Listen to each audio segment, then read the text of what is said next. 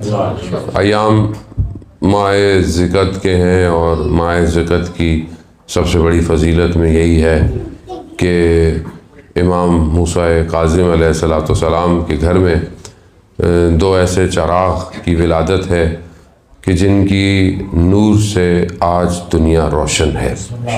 ایک ان کی بیٹی حضرت فاطمہ معصومہ سلام اللہ علیہا صلی اللہ محمد اور ایک امام موسیٰ رضا علیہ السلام، درود بھیجتے محمد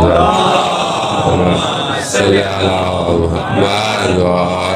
محمد۔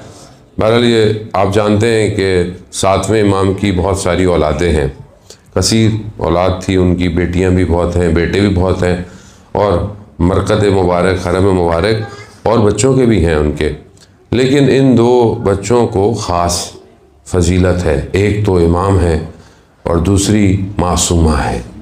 آیت اللہ عظمہ بہجت فرماتے تھے کہ گو کہ معصومین 14 ہی ہیں، لیکن کچھ ہستیاں ایسی ہیں کہ جو معصومین کے بعد ہیں، اور وہ کچھ ہستیاں آپ جانتے ہیں کہ جن میں ایک حضرت عباس علیہ السلام ہے، حضرت زینب سلام اللہ علیہ ہے، اور حضرت معصومہ ہے۔ یعنی ظاہر ہے 14 معصومین کے برابر تو نہیں، لیکن ان کے بعد جو ہے وہ مقام ان کے ایسے ہی ہیں کہ جن کے وجود کی برکت کی وجہ سے اسلام آج زندہ ہے۔ اور یہ پہلی ذکر سے لے کر 11 ذکر تک جو دن گزرے ہیں، انہیں دہ کرامت کہا جاتا ہے، اور ان 10 دنوں میں بڑی خوشی جو ہے وہ منائی جاتی ہے۔ اللہ نے ہمیں بھی توفیق دی کہ انہی ایام بہرحال اوپر نیچے تھوڑے بہت مائنس پلس ہو کے آپ کی خدمت میں حاضر ہیں، اور آپ کو یہ توفیق ہوئی ہے کہ آپ امام کا جو ہے وہ جشن منا رہے ہیں۔ یہ بھی بڑی خوش قسمتی ہے۔ دنیا کن چیزوں میں مصروف ہے، دنیا کن چیزوں میں اپنی زندگی گزار رہی ہے، اور آپ اپنی زندگی کے اوقات ذکر محمد و آل محمد میں گزار رہے ہیں۔ خوب شاید اس کا اللہم صلی علی محمد و آل محمد۔ ہو سکتا ہے کہ ظاہری دنیا میں آپ کو بہت جلدی رزلٹ نظر نہ آئے، جبکہ ایسا نہیں ہے، ظاہری دنیا میں اس کا بڑا رزلٹ ہے، لیکن مرنے کے بعد یہ ذکر آپ کو بتائے گا کہ آپ اپنی زندگی کو کس طرح گزارتے تھے۔ کیونکہ دنیا تو بہرحال ظاہری طور پر بزی رکھتی ہے، اگر اس کو ریوارڈ مل بھی رہا ہو تو وہ نظر انداز کر دیتا ہے۔ جیسے اللہ نے ہمیں کتنی نعمتیں دی ہوئی ہیں، ہم دیکھ سکتے ہیں، ہم سن سکتے ہیں، ہم بول سکتے ہیں، ہم خوشبو کو سونگھ سکتے ہیں، ذائقوں کو چکھ سکتے ہیں، لیکن ہمیں ان نعمتوں کا اندازہ نہیں ہے۔ لیکن جب کچھ چیز چھن جاتی ہے تو ہمیں پتہ چلتا ہے، او ہو، انسان جب مریض ہو جائے تو اسے پتہ چلتا ہے کہ ذائقہ کھانے کا کیسا تھا۔ مجھے تو ایک ہی ذائقہ سب لگتا ہے۔ خدا نہ خواستہ انسان کی آنکھوں میں تکلیف ہو جائے تو اسے پتہ چلتا ہے کہ خدا نے کتنے ملین رنگ بکھیرے ہوئے تھے اور میں نے اس کی قدر نہیں کی۔ انسان کو اگر آوازیں آنا بند ہو جائیں تو انسان ترستا ہے کہ کوئی اس کو پکارے، کوئی کسی کی آواز سے اس کے وجود میں خوشنودی ہو جائے۔ اجزائیں، یہ وہ نعمتیں ہیں کہ جو ہمارے پاس ہیں، لیکن ہمیں ان کا اندازہ نہیں ہے۔ اسی طرح یہ سب سے بڑی نعمت جو ہے وہ کیا ہے؟ شخص جو ہے وہ آیا امام جعفر صادق علیہ السلام صلی محمد، امام کے پاس آیا اور کہا کہ مولا میں بڑا فقیر ہوں، محتاج ہوں، تنگ دست ہوں۔ مولا نے کہا نہیں، تم فقیر نہیں ہو، تم تو ثروت مند ہو، تمہارے پاس تو بہت کچھ ہے۔ کہا نہیں مولا، میرے پاس کچھ بھی نہیں ہے۔ کہا مگر تمہارے پاس ہماری محبت نہیں ہے؟ کہا ہے مولا۔ کیا تم اس محبت کو دنیا کی کسی خزانوں کے ساتھ بیچو گے؟ کہا نہیں۔ تو کہا تم سب سے امیر شخص ہو دنیا کے۔ تو یہ محبت جو ہمارے پاس ہے، یہ ظاہر ہے ہمیں بعض اوقات ان کا احساس نہیں ہوتا۔ عزیزان محترم، بہرحال میں بندہ کی ادھر ادھر دنیا میں آتا جاتا رہتا ہے، آپ یقین کریں یہ ذکر ہے جس نے بچایا ہوا ہے۔ آپ کے لیے بھی یہ ذکر ہی ہے کہ جس کے صدقے میں آپ جمع ہوتے ہیں، اکٹھے ہوتے ہیں، ایک جگہ آتے ہیں، کمیونٹی ایک ساتھ ہوتی ہے۔ ورنہ آج کے دور میں کس کے پاس ٹائم ہے؟ آج کے دور میں کوئی آدمی تھوڑی دیر کسی کو تحمل نہیں کرتا۔ انسان جوان بیٹھے ہوئے ہیں ماشاءاللہ سارے، آپ دیکھیں کہ آج کل تو ٹائم بھی نہیں ہے کہ آدھے گھنٹے کی مجلس سنی جائے، آدھے گھنٹے کا لیکچر سنا جائے۔ کس کے پاس ٹائم ہے؟ بول رہا ہے انسٹاگرام کی ریل دیکھ لیتا ہوں میں، ٹک ٹاک دیکھ لیتا ہوں، 50 سیکنڈ میں کام ہو رہا ہے میرا، تو مجھے کیا ضرورت ہے آدھا پونا گھنٹہ بیٹھ کے دیکھوں؟ اس دور میں اگر انسان بیٹھے تحمل کرے، بڑی بات ہے۔ آپ کو اپریشیٹ کرنا چاہیے، جوانوں کو موٹیویٹ کرنا چاہیے۔ بزرگ تو ماشاءاللہ ہمارے ہیں اور انہوں نے اپنی زندگی بھی بہرحال اسی کام میں گزاری ہے اور انہی کی محنتوں کی وجہ سے بہرحال لوگ یہاں بیٹھے بھی ہوئے ہیں، لیکن جوان جو ہے وہ آج کے دور میں اگر آ رہا ہے واقعاً سلام ہے۔ یعنی آپ اس کو جتنا اپریشیٹ کریں کم ہے، اور یہ ممکن نہیں صرف اس وجہ سے کہ ان کے وجود میں محمد و آل محمد کی محبت پائی جاتی ہے، اور یہی وہ محبت ہے جان محترم جو ہر دور میں بچائے گی۔ بہرحال امام کی ولادت ہے اور امام ہی سے متعلق کچھ گزارشات ہیں جو آپ کے جو ہے وہ اذان عالی میں منتقل کرنی ہے۔ عزیزان محترم، ہر ائمہ کا دور مختلف ہے، ہر امام نے اپنے دور میں مختلف ڈیوٹیاں انجام دی ہیں، اور جو اس زمانے میں ان کی ذمہ داری تھی اس کو ادا کیا۔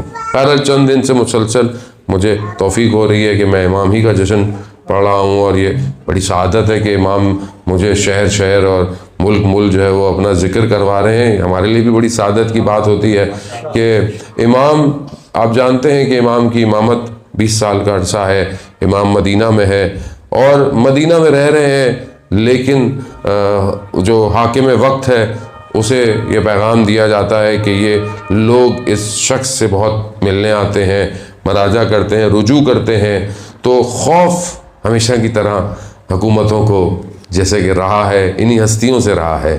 حالانکہ ایک شخص ظاہری طور پر دیکھیں ایک شخص ہے، لیکن دشمن جانتا ہے یہ وہ ایک شخص ہے جو اشارہ کرے تو کائنات پلٹ سکتی ہے۔ یہی گھبراہٹ نے مجبور کیا کہ خود تو ظاہر حکومت خراسان میں ہے، امام مدینہ میں ہے، کیا کریں؟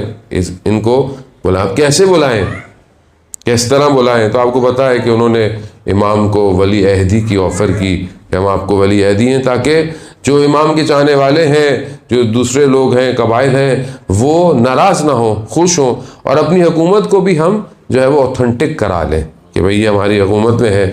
لیکن امام بھی جانتے تھے، امام نے ایک ایک لمحے میں جو ہے وہ اسٹریٹجیکل موومنٹ دکھائی۔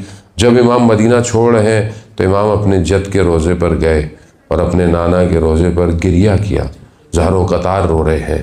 اس سے یہ محسوس کروایا کہ میں خوشی سے نہیں جا رہا اور نہ ہی میرے جانے میں کوئی خوشی، اور امام نے جاتے وقت یہ بتایا کہ یہ سفر میرا آخری سفر ہے۔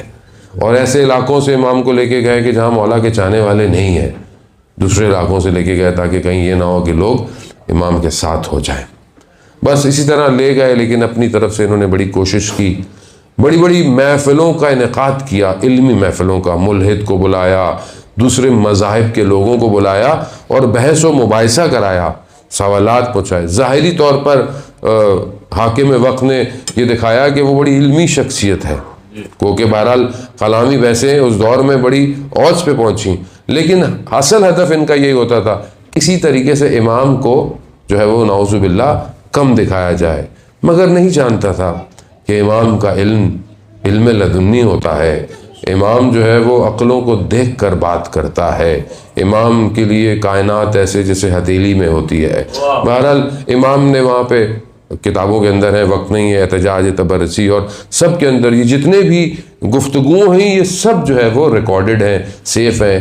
خدا کی وحدانیت کے اوپر اور استدلال کرنا کہ خدا ہے نہیں ہے، اور باقی بہت سارے فقہی مسائل ایسے امام کے دور میں کیے گئے۔ امام نے بہت ہی ظاہر امام ہے، عزیزان محترم، شخص آتا ہے بڑا سادہ سا ہے اور کہتا ہے کہ میں خدا کو نہیں مانتا، تو امام مجھ سے پوچھتے ہیں کہ کیوں نہیں مانتا؟ کہا بس، تو امام مجھ سے بڑے سادے سے 2-3 سوال پوچھتے ہیں، کہتے ہیں کیا تم نے اپنے آپ کو خود بنایا ہے؟ تو کہتا ہے نہیں، میں نے اپنے آپ کو خود نہیں بنایا۔ کہا تمہارے ماں باپ نے تمہیں بنایا ہے؟ کہا نہیں، انہوں نے بھی نہیں بنایا۔ کہا تمہارے ماں باپ نے اپنے آپ کو بنایا ہے؟ کہا نہیں بنایا۔ تو کہا پر جس نے تم سب کو بنایا ہے وہی خدا ہے۔ تو سادہ سا آدمی تھا، بہرحال جیسی اس کی عقل تھی ویسی اس نے ایکسیپٹ کر لیا۔ اسی لیے رسول خدا حضرت محمد مصطفیٰ صلی اللہ علیہ وسلم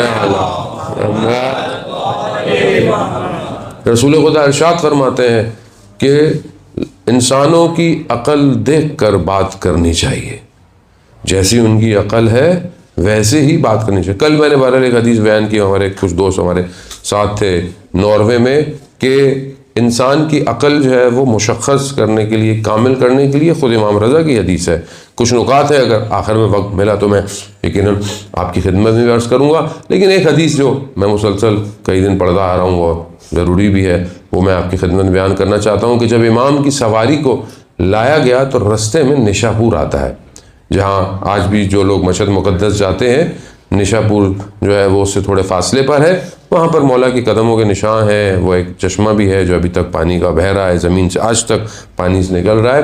وہاں پر کہتے ہیں کہ اس زمانے میں جو ہے وہ بہت لوگ رہا کرتے تھے اور دانشمند بہت تھے وہاں پر, اور سب کو جب پتہ چلا کہ امام تشریف لا رہے ہیں تو سب جو ہے وہاں موجود ہوئے, کاغذ قلم لے کر آئے. اور دانشمند بھی عامہ کے تھے, عامہ یعنی زیادہ تر جو ان کی تھاٹ تھی وہ اہل سنت کے تھے سارے, اور سب اس انتظار میں تھے کہ امام سے کہ کوئی حدیث بیان کی جائے, رسول خدا سے کوئی حدیث کو جو ہے وہ بیان کریں. تو امام نے وہاں پر ایک حدیث بیان کی, اور اس حدیث کا جو نام ہے, بہت ساری حدیثیں ایسی ہیں کہ مختلف عنوان ہیں, تو حدیث جو مشہور ہے وہ سلسلۃ الذہب کے نام سے ہے. سلسلۃ الذہب, سلسلہ کہتے ہیں چین کو, ذہب کہتے ہیں گولڈ چین, یعنی خود وہ بیان. یہ حدیثیں کچھ حدیثیں ہیں کہ جہاں ایک امام یہ فرماتا ہے کہ یہ میں نے اپنے بابا سے سنی, میرے والد نے اپنے والد سے سنی, انہوں نے امیر المومنین سے سنی, امیر المومنین نے رسول خدا سے سنی, اور رسول خدا نے حضرت جبرائیل سے سنی, اور حضرت جبرائیل نے کہا کہ یہ اللہ نے کہا ہے. وہ یہ ایک سلسلہ ہے جسے سلسلہ تو ذہاب کہا جاتا ہے. تو امام نے ایک حدیث جو ہے وہ وہاں بیان کی, اور سب بیٹھے ہوئے لکھ رہے ہیں. تو امام نے فرمایا کہ پروردگار ارشاد فرماتا ہے کہ لا الہ الا اللہ حسنی, کہ لا الہ الا اللہ جو کلمہ ہے, لا الہ الا اللہ وہ کیا ہے, میرا قلعہ ہے. فمن دخل حسنی, جو اس قلعے میں داخل ہو گیا, امن من عذابی, وہ میرے عذاب سے بچ جائے گا. کیا ہے, لا الہ الا اللہ, نہیں ہے کوئی معبود سوائے خدا کے. اب یہ صرف زبان سے نہیں کہنا ہے, یعنی زبان سے کہہ دیا مسلمان تو ہوگا, یہ بھی اللہ کا پیکیج بڑا آسان والا ہے. اللہ نے اگر یہ سختی لگا دی ہوتی کہ تمہارے عمل سے نظر آئے تو ہم لوگ بڑا مشکل تھا مسلمان ہونا, لیکن اللہ نے کہا جو لا الہ الا اللہ پڑھ دے بس مسلمان ہے, مسلمان کے زمرے میں. خدا کا بڑا کرم ہے عزیزان محترم, یعنی کوئی نہیں معبود سوائے خدا کے. کیا میری زندگی ایسی ہے؟ کیا میں اپنی زندگی میں پریکٹیکلی عملی طور پر ایسا ہوں کہ میرا معبود صرف خدا ہے؟ معبود یعنی میں جس کی عبادت کرتا ہوں, یعنی سب کچھ اسی کی طرف ہے. میرا توکل, میرا توسل سب اسی کی, توکل یعنی وہی ہے, سب کچھ اسی کی طرف چھوڑا ہوا ہے. خود جو ہے وہ امام کی اور حدیث ہے, میں بہرحال زیادہ بریکٹ نہیں کھولوں کہ آپ کے دماغوں کو مجھے بند کرنا, اس کو میں آخر میں اور حدیثیں ہم خدمت میں بیان کروں گا. لیکن ذات محترم لا الہ الا اللہ یعنی کوئی معبود سوائے خدا کے نہیں ہے, پورا وجود اس کا اقرار کرے, آنکھیں بھی کہیں کوئی معبود خدا نہیں ہے. آج امام خمینی کی برسی کا دن ہے عزیزان محترم, خدا ان کے درجات اس روئے بلند کرے. امام خمینی فرماتے تھے کہ کائنات محضر خداست, یعنی کائنات جو ہے وہ خدا کے سامنے کیا ہے, حاضر ہے. یعنی اس ٹائم آپ میرے محضر میں, آپ میرے سامنے, میں آپ کے محضر میں ہوں, میں آپ کے سامنے ہوں. تو کیا فرماتے تھے کہ کائنات محضر خداست, خدا کے سامنے حاضر ہے, در محضر خدا معصیت نہ کنید, یعنی خدا کے سامنے گناہ نہیں کرو, ہر چیز اس کے آگے حاضر ہے. تو یہاں یہ تبھی ممکن ہے کہ جب انسان لا الہ الا اللہ اپنے وجود سے کہے, لا الہ الا اللہ. یہ جو انسان کی رگوں میں خون دوڑ رہا ہے یہ کہے کہ لا الہ الا اللہ, اور یہ ذکر کائنات میں ہو رہا ہے. ہمیں آواز نہیں آتی کیونکہ ہمارے کان صحیح نہیں ہے, ورنہ پتے, درخت, پتھر, ہر چیز لا الہ الا اللہ کہتے ہیں. آیت اللہ غازی رضوان اللہ تعالیٰ علیہ نجف اشرف میں جن کا مرقد مبارک ہے, وہ بیان کرتے ہیں کہ جب میں تہجد کی نماز پڑھتا تھا شہر سے باہر نغلستان میں، تب میں دنیا سے ڈسکنیکٹ ہو جاتا تھا اور عرش کے اذکار مجھے سنائی دیتے تھے۔ ہماری زندگی گزر گئی، ہمیں کوئی ذکر سنائی، اس کی وجہ کیا ہے؟ کیونکہ ہم نے ہر وقت شور سن رہے ہیں۔ آج کل جوان جو ہے وہ فری نہیں بیٹھتا، آپ دیکھیں ذرا سا اس کو ٹائم دے دیں، اس کا منہ فون باہر آ جائے گا۔ ابھی میں اتنا پریشان تھا، مجھے اچھا ہی لگ رہا تھا، لیکن بعض لوگوں کے میسیج ایسے تھے مجھے ابھی رپلائی کرنے دے، انہیں جشن نہیں پڑھنے دینا تھا انہوں نے۔ لیکن آپ دیکھیں نا، فارغ نہیں بیٹھتا آدمی، دیکھتا رہتا ہے۔ دیکھنا بھی شور ہے، سننا بھی شور ہے۔ انسان اپنے آپ کو وقت نہیں دیتا۔ جب انسان اپنے آپ کو خالی کرے گا تبھی تو یہ آواز اس کو آئے گی۔ جو جوان نیت کر کے سوئے اسے ملائکہ کی آواز آتی ہے، اٹھو فجر کا وقت ہو گیا ہے۔ ملائکہ ہر جوان کو اٹھاتا ہے، لیکن ہم اتنے سخت سوتے ہیں، ابھی اٹھتے ہیں، ایسی ہے۔ ابھی آپ کی تو خیر فجر ہی بہت جلدی ہو رہی ہے، مغرب پڑھیں، عشاء پڑھیں، فجر 3 نمازیں آپ ایک ہی وضو میں پڑھ سکتے ہیں۔ پیکیج آپ کا 1:45 بجے آپ کی فجر بھی جو ہے وہ ماشاءاللہ ہے، اگلی لمبی ہے، چلو کبھی پڑھ لیں گے، اذان محترم۔ لیکن کیونکہ متوجہ نہیں۔ جوان کہتا ہے مجھ سے اٹھا نہیں جاتا، کیوں؟ کیونکہ روح بھاری ہے کوتاہیوں کی وجہ سے۔ اپنے آپ کو ہلکا کرے تو یہ ذکر آپ کو سنائی دے گا۔ وہ حق باؤ کا غالباً کلام ہے کہ نفی اسبات تا پانی رلیا، ہر رگے ہر جائی ہو، جیوے مرشد کامل باؤ جے بوٹی لائی ہو۔ وہ جو نفی اسبات کس کو کہتے ہیں؟ نیگیٹو پوزیٹو، یہ 2 ہی سیل ہے نا۔ اب آپ الیکٹریسٹی میں دیکھیں، کنڈکٹرز میں دیکھیں، ہر چیز میں نیگیٹو ہے اور پازیٹو ہے، بیٹری میں نیگیٹو ہے اور پازیٹو ہے، یہ دونوں کمبائن ہوتے ہیں تو الیکٹریسٹی چلتی ہے۔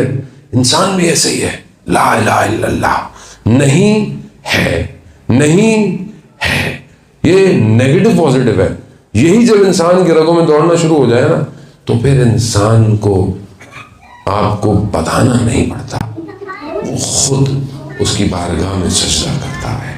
وہ بہرحال امام فرماتے ہیں کہ لا الہ الا اللہ کیا ہے؟ اللہ کہتا ہے کہ میرا قلعہ ہے، اور جو اس قلعے میں داخل ہو گیا وہ میرے عذاب سے بچ جائے گا۔ یہ کہا امام کی سواری چل پڑی۔ ابھی ان کے قلم وہیں ہے، امام کی سواری تھوڑی سی آگے گئی، امام نے سواری میں محمل کا پردہ ہٹایا اور کہا کہ اس قلعے میں داخل ہونے کی شرائط ہے، وَأَنَا مِن شُرُوطِهَا، اور میں ان میں سے ایک شرط ہوں، یعنی مجھے مانے بغیر لا الہ الا اللہ میں داخل نہیں ہو سکتے،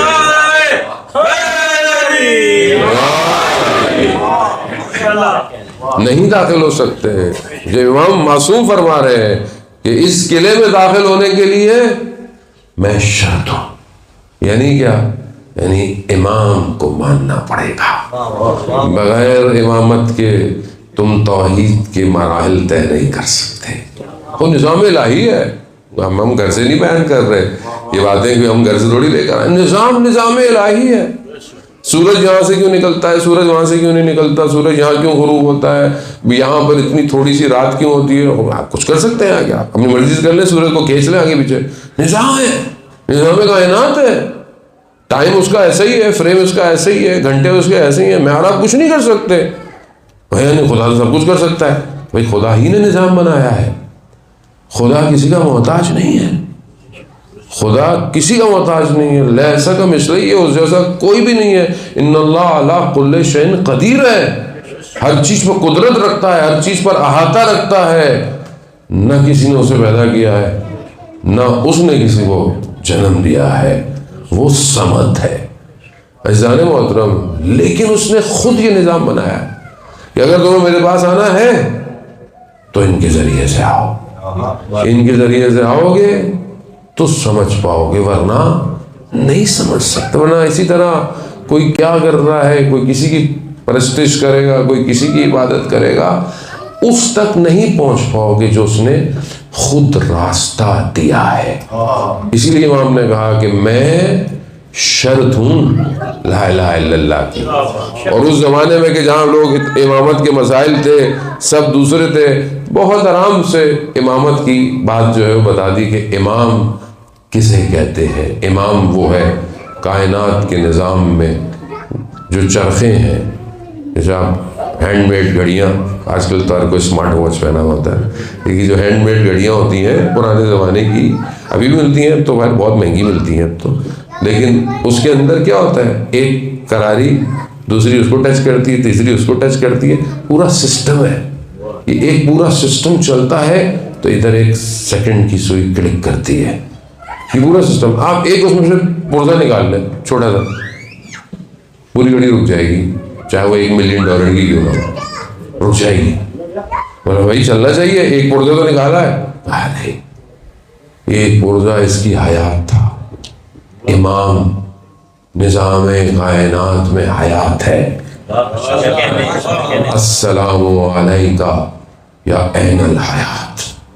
آپ زیارت امام زمانہ میں پڑھتے ہیں کہ میرا سلام ہو جو حیات ہے، زندگی وہی ہے۔ عزیزان محترم، وہ یہ نظام کائنات کا حصہ ہے۔ خدا نے خود کہا کہ جب تک میری حجت دنیا میں ہے میں قیامت کو نہیں بھیجوں گا۔ یعنی اس کا مطلب کیا ہے؟ یعنی پورے سسٹم کو جس نے سنبھالا ہوا ہے وہ کون ہے؟ امام، ایک امام ہے۔ عزیزان محترم، یہی معرفت چاہیے۔ جسے یہ معرفت مل گئی ان کے بدن کے ٹکڑے ہو گئے، انہوں نے چھوڑا نہیں امام کو۔ اور جنہیں معرفت نہیں ملی وہ آج تک بھٹک رہے، گھوم رہے، ادھر سے ادھر گھومے جا رہے ہیں۔ امام کو پہچانے۔ عزیزان محترم، ہر امام کے اندر بہت ساری اللہ نے ان کو دی ہیں، اور ہر امام بہت ساری چیزوں کی وجہ سے مشہور ہیں الگ الگ۔ 8ویں امام کا جو لقب ہے وہ رؤوف ہے، امام رؤوف، یعنی پیشنیٹ ہے، مہربان ہے۔ اتنا مہربان ہے کہ آپ نے سنا ہوا ہے کہ امام سے ایک ہرن نے کیا کیا، اپنے آپ کو متصل کیا کہ میری مدد کرے، اور اس ہرن کے لیے امام نے ضمانت دی شکاری کو کہ تم اس کی میں ضمانت دیتا ہوں، اس کو جانے دو، اس کا بچہ چھوٹا ہے، اسے دودھ پلانا ہے۔ اور واپس آیا وہ ہرن، اور آپ جانتے ہیں ضامن آہو جو ہے وہ امام کی وجہ سے، اسی وجہ سے کہ ہرن کی بھی ضمانت دے رہا ہے۔ اللہ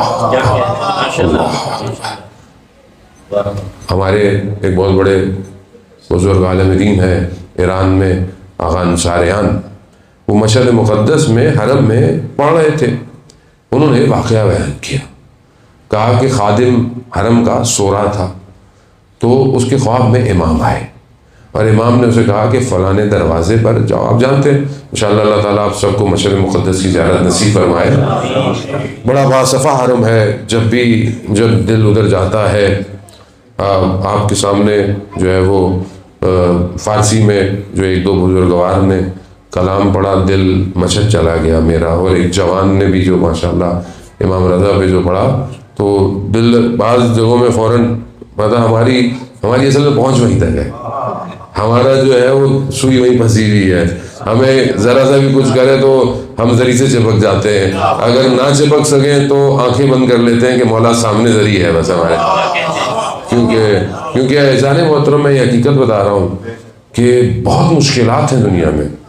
مشکلات میری اپنی وجہ سے ہیں، کیونکہ میں کمزور ہوں، تو میرے پاس کوئی اور سہارا نہیں ہے سوائے ان کے، تو بہرحال انسان وہاں چلا جاتا ہے کہ بھارت زندگی حیات سب کچھ، اور ہماری زندگی تو ہے ہی امام رضا کی وجہ سے، کہ اگر امام رضا نے آپشن نہیں دیا ہوتا حوضے میں آنے کا، نہ ان کی بہن نے بلایا ہوتا، تو ہمیں کون پہچانتا؟ ہماری پہچان تو انہی کی پہچان کی وجہ سے ہے، ہمارا علم انہی کا علم ہے، ہمارا ذکر انہی کے ذکر کی وجہ سے ہے۔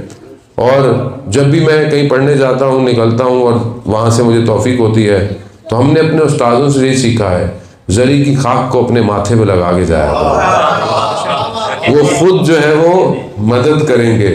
تو وہ کہتے ہیں خادم کہتا ہے میں نے خواب میں دیکھا کہ امام نے مجھے کہا کہ فلانے دروازے پر جاؤ، سائل آیا گا، خادم حرم کا تھا، اٹھا دروازے پہ گیا، دیکھا کوئی نہیں ہے، اچانک سے اس نے نگاہ ڈالی تو ایک کتا جو ہے وہ کھڑا ہوا ہے.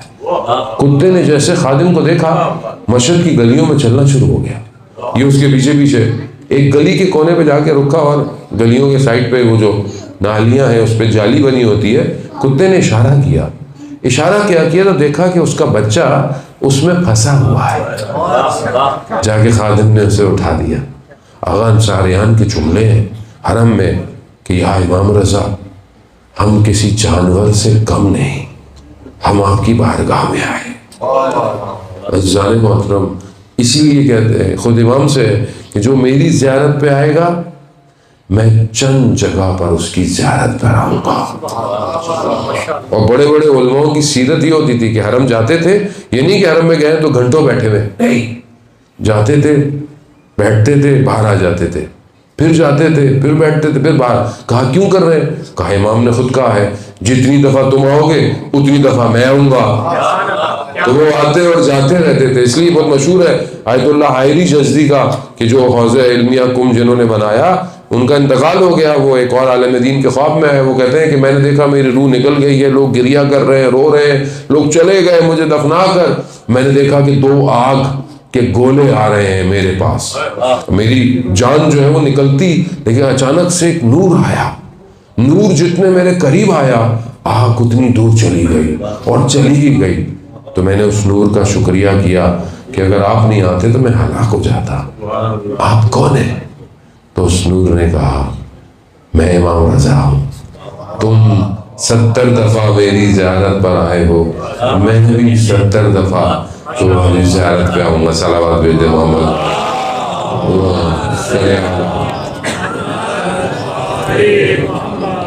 بزرگان محترم بہرحال یہ امام رؤوف ہیں, امام مہربان ہیں, اور آپ یقین کریں خدا آپ کو ہم سب کو مولا کے زیارت کی توفیق عطا فرمائے.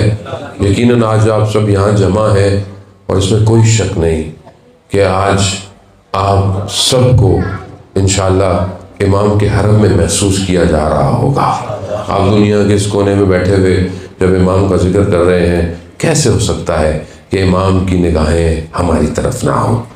خود ہمارے 10ویں امام علی نقی علیہ السلام ارشاد فرماتے خود امام ارشاد فرماتے ہیں کہ تم دنیا میں کہیں پہ بھی ہو اپنے لبوں کو ہلایا کرو, ہم تمہاری آواز سن لیں گے. تو یقیناً آپ یہاں سے جب مولا کو یاد کر رہے ہیں